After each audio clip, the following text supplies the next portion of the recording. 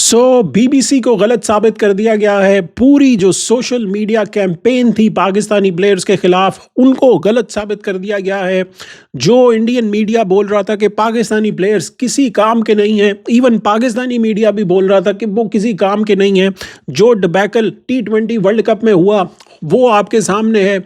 लेकिन यहाँ पर आ गई हैं काव्या जी मैदान में और आकर छा गई हैं।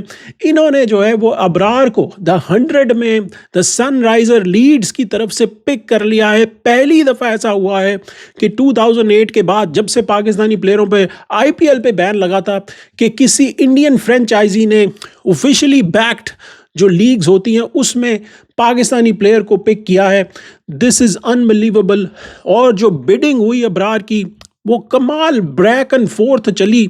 जो ट्रेंट रॉकेट्स वाली टीम थी वो कंपटीशन में आई। अबरार जब उनकी आई जो प्राइस उनकी लगी शुरू में, जो उनकी बेस प्राइस थी वो 75,000 UK पाउंड्स थी।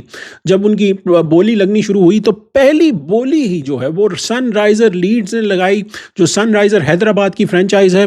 उन काव्या बैठी हुई थी, डैनियल विटोरी बैठे हुए थे और उन्होंने फौरन जो है बिड लगाई।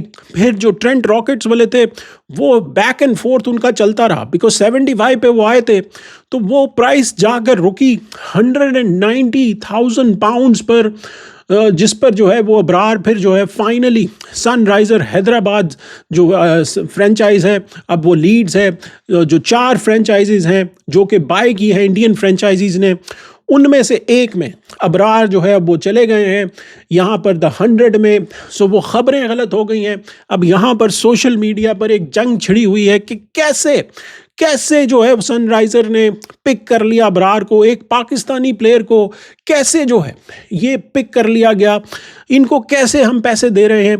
अब काव्या और सनराइजर बैक करते हैं इस डिसीजन को, जो हमने मुस्तफीज़ और रहमान के चक्कर में देखा था कि उसके बाद जो है लेने के देने पड़ गए थे शाहरुख खान की टीम को और वहाँ पर जो है पॉलिटिशियंस बाहर आ गए थे। क्या यहाँ पर भी ऐसा होने जा रहा है?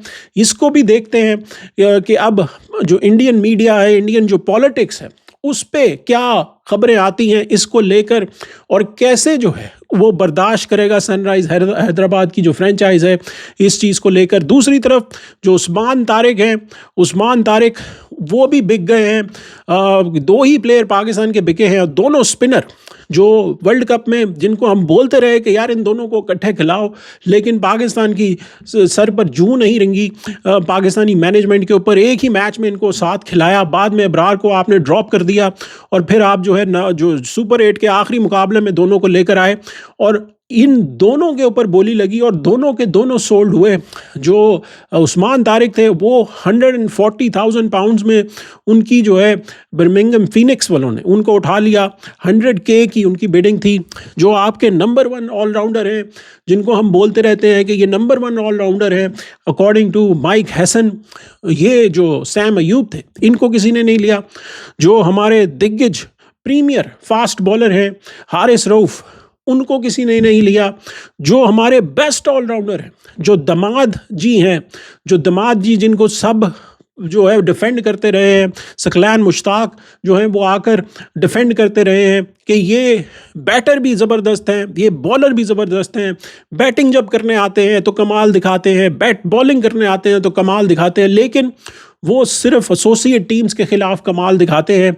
उनको भी किसी ने नहीं लिया। जी हाँ, शादाब खान की मैं बात कर रहा हूँ, उनको भी किसी ने पिक नहीं किया। सो शाहीन शाह अफरीदी जो है कल ही उन्होंने बैकआउट कर दिया था, क्योंकि 14 पाकिस्तान के प्लेयर थे जो कि 100 में जिन्होंने पूरा जो बिडिंग के लिए गए थे, वो 13 रह गए थे, बिकॉज शाहीन शाह अफरीदी ने पुल कर लिया लास्ट मिनट पे कि वो बिडिंग में हिस्सा नहीं लेंगे, बिकॉज पाकिस्तान की जो क्रिकेट है वो शायद उसी टाइम पर है, वेस्ट इंडीज़ का भी टूर है जब द 100 शुरू होगी और फिर पाकिस्तान ने इंग्लैंड का भी टूर करना है, तो इस चक्कर में उन्होंने बैक ऑफ कर लिया कि वो नहीं जाएंगे। अब यहाँ पर बात सिंपल है, अबरार जो है जिनको पिक किया गया है, ये अगर वर्ल्ड क्रिकेट में रैंकिंग में देखें तो रैंकिंग में T20 पे ये नंबर 3 पर है और अगर आप ओडीआई में देखें तो ये नंबर 6 पर है। सो द बेस्ट बॉलर जो होता है या बेस्ट अगर आप हैं किसी भी फील्ड में, तो फिर आपको दुनिया पिक करती है, फिर पॉलिटिक्स पीछे रह जाती है, बिकॉज जो टीम पिक कर रही है उसको भी पता है कि ये हमें जितवा के लेके जाएगा, ये हमें जो है वो आगे लेके जाएगा, टूर्नामेंट जितवा सकता है।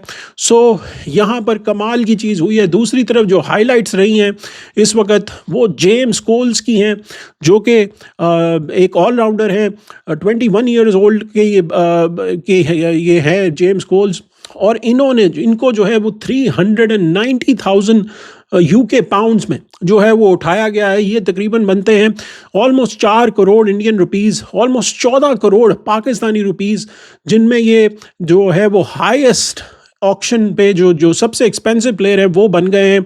और ये जेकब बैथल के फ्रेंड हैं, और ये राइटी हैं जो कि मिडिल ऑर्डर में खेलते हैं।